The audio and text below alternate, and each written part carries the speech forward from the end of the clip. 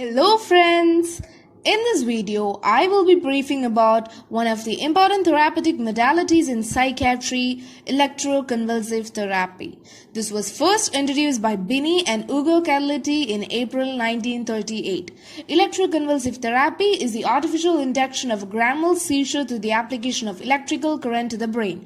The stimulus is applied through electrodes which are placed either bilaterally in the frontotemporal region or unilaterally on the non-dominant side. So in simple terms, ECT is wherein with the help of electrical current we induce seizure effect which may enhance the activity of neurotransmitters in the brain. Now this is performed approximately for 2 to 3 times a week for a total of 6 to 12 treatments. Now that's an important number to remember. Now what are the parameters of electrical current applied? According to American Psychiatric Association 1978, voltage of 70 to 120 volts and duration of 0.7 to 1.5 seconds is followed in an ECT procedure. Now we told that there is a induction of grand mal seizure. Now grand mal seizure is wherein there is a tonic phase lasting for 10 to 15 seconds and a clonic phase lasting for 30 to 60 seconds. Now what are the types of ECT? There are mainly two types: direct ECT, wherein ECT is given in the absence of anesthesia and muscular relaxation. This is not a commonly used method now. Modified ECT is wherein ECT is modified by drug-induced muscular relaxation and general anesthesia. Based on the application of electrodes, as told in the definition, it is of two types: bilateral ECT and unilateral ECT. In bilateral ECT, the electrodes are placed on frontotemporal region. Exactly to say, it is placed in 2.5 to 4 centimeter above the midpoint on a line joining the tragus of the ear and lateral canthus of the eye. Whereas unilateral ECT is placed on the non-dominant side. For example, if the patient is a right-handed individual, then it will be placed on the right side of his head. Now unilateral ECT is much safer because of the fewer side effects. Now the indications include major depression, severe catatonia, severe psychosis like schizophrenia or mania, organic mental disorders like organic mood disorders, and organic psychosis. Now there are certain other indications when ECT is preferred. So when there is a patient who requires antidepressant therapy, in some cases, for example, when the clients are affected with cardiac disease or when the client is a pregnant woman wherein antidepressants plays a risk for the fetus, ECT is preferred. So these were the indications. Looking into the contraindications, it is divided into two: absolute and relative.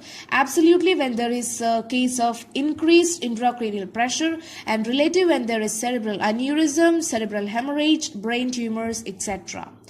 Now, what are the side effects of ECT? Now, a patient who has undergone ECT can develop memory impairment, drowsiness, confusion and restlessness, poor concentration and anxiety, headache, fatigue, aches, dryness of mouth, palpitations, nausea or vomiting, unsteady gait, tongue bite, and incontinence.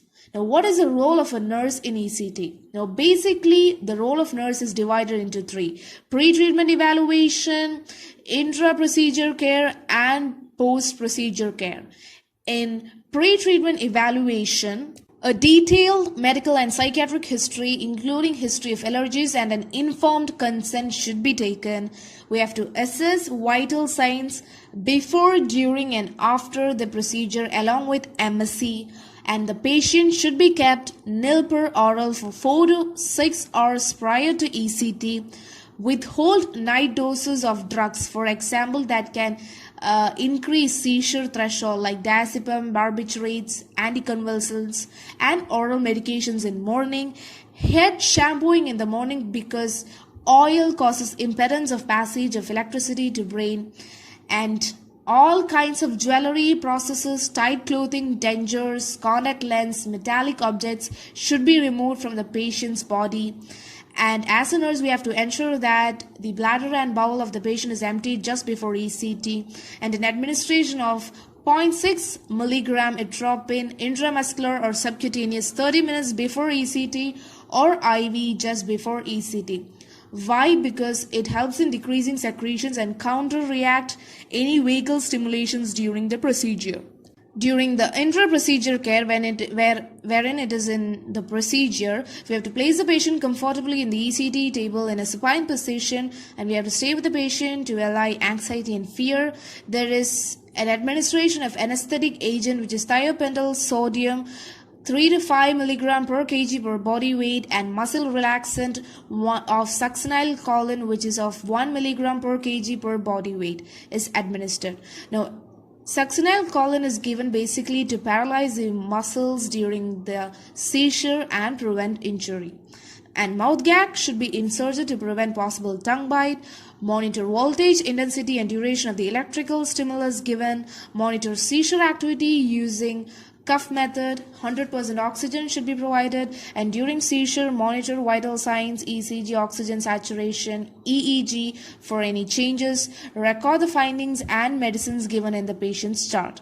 Now, as a post-procedure care, we have to again monitor the basal vital signs. We have to assess for post-ictal confusion and restlessness. Now, post-ictal state is basically an altered state of consciousness after an epileptic seizure. Now, this will usually last for 5 to 30 minutes, but sometimes it can be longer when there is larger or more severe seizures, and then it is characterized by drowsiness, confusion, nausea, hypertension, disorientation, etc. Taking safety precautions to prevent injury, like when the patient is on the bed, making sure of side rails being put up, and if there is any severe post-ictal confusion and restlessness, intravenous diazepam may be administered. Reorient the patient after recovery and stay with him until fully oriented, and document any findings as relevant in the patient's record. So this was all about ECT. Hope you all got a clear idea of electroconvulsive therapy. Thank you. Wow, that's impressive! You have completed a magic today. For more videos, subscribe. Join our Facebook group and Instagram page for group discussion and live magazine videos for exam preparation in an hour. We start at Classfly community for students to learn from a friend in a simple way and support them in their own languages. If you are willing to be that one friend who saves us at the exam night preparation, then please join us by visiting classfly.in.